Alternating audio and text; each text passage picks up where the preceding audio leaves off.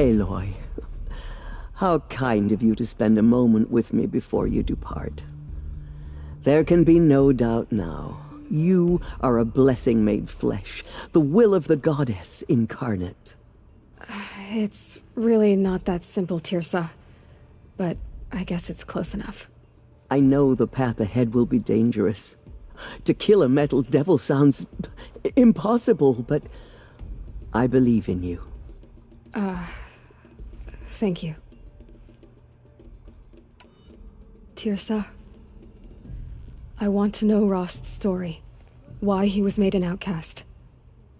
He never told me, said he took an oath of silence. What did he do? Oh. Yes, that. What crime did he commit? I will tell you if you wish. But it is a long story. Are you sure you want to hear it now? Of course I want to hear it. Tell me. Rost never committed any crime. He was an outcast by choice. What? What do you mean? Many years ago, before the derangement, before the Red Raids, a band of murderous outlanders, 12 in number, struck without warning. At Mother's Vigil, they took hostages, and then pressed on, headed for Devil's Thirst. Mother's Vigil? Where's that? You would know it as the Forsaken Village, near the Karja border. But at the time, many families lived there. Rost's was one of them. His mate was killed fighting the Outlanders, and his daughter was among those taken hostage. His daughter? What was her name? Alana. She was just 6 years old. Nora Braves couldn't stop 12 Outlanders? Or rescue the hostages?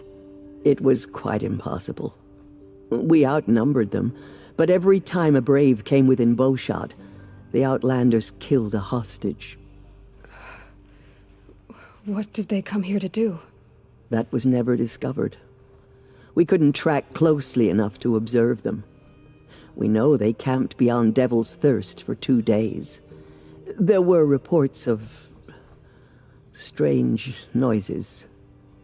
And then, as suddenly as they came, the Outlanders made their way back to the border and disappeared.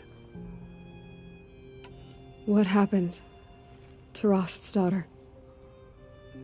She was killed. Rost was one of the braves who tracked the Outlanders, keeping his distance. There were 6 hostages still alive when they reached the border, Alana among them. Rather than release them, the Outlanders slit their throats and left the corpses just across the border, mocking us. Why? Cruelty. They knew the faithful Nora would not leave the sacred land to collect the bodies, let alone pursue them. They thought themselves safe from our vengeance. Are you saying that Rost went after them? That he became an exile? No.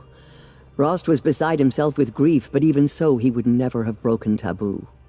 Then what did he do? He called upon the most terrible and secret rite of the Nora tribe.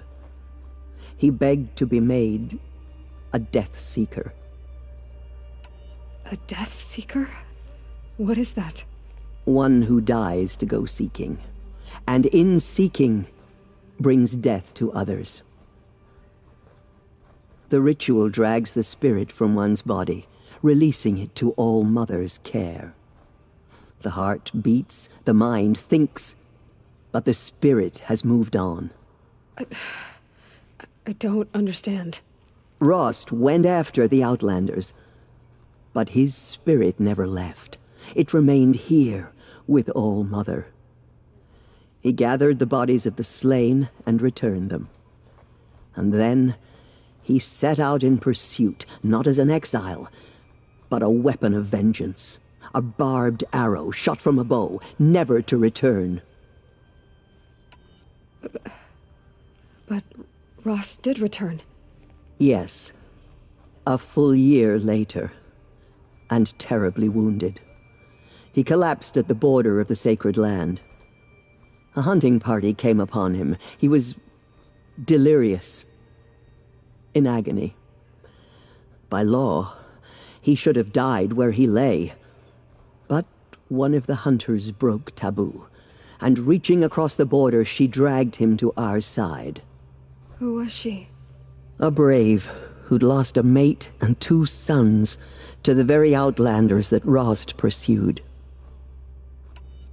So Rost never finished his mission?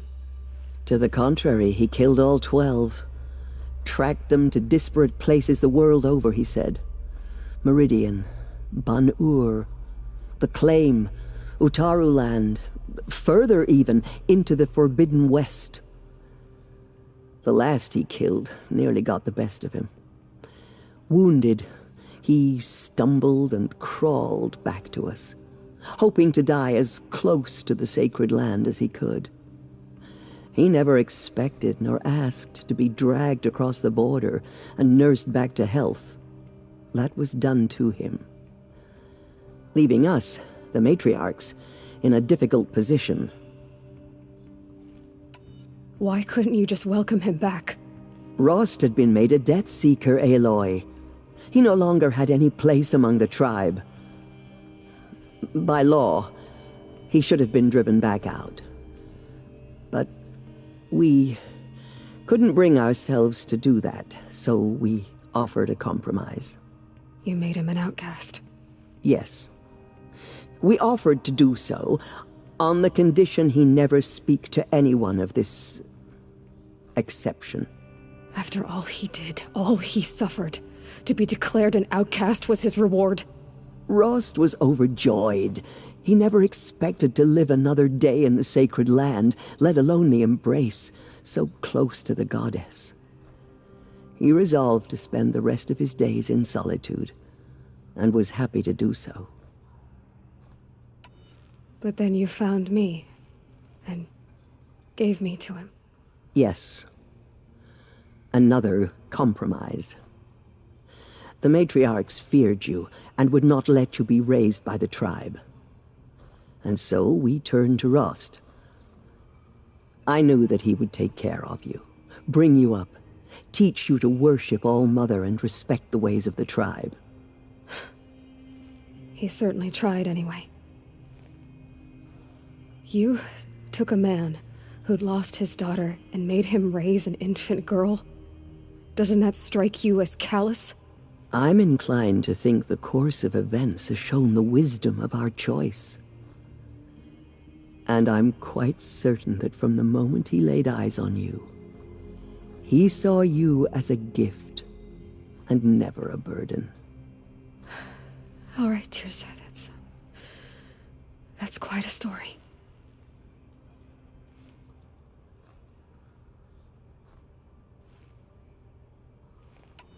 It's time for me to move on.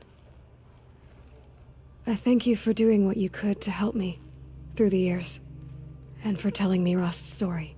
I wish I could have done more, but I am just one woman. As am I. No need to sell ourselves short. Oh, thank you, Aloy. I will pray for you. Okay, I guess it can't hurt. There is still corruption loose in the world, but it will be cleansed. The Anointed will see to that. God is